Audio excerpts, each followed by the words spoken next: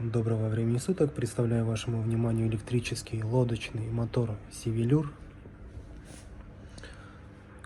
Вот так вот он выглядит.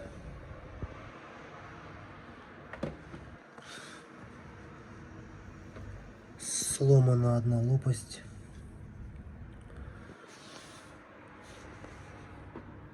Мотор подключается к аккумулятору 12-вольтовому. Здесь вот он включается и едет. В данный момент подключить мы его не можем, так как у нас в данный момент нету такого аккумулятора. Всего доброго.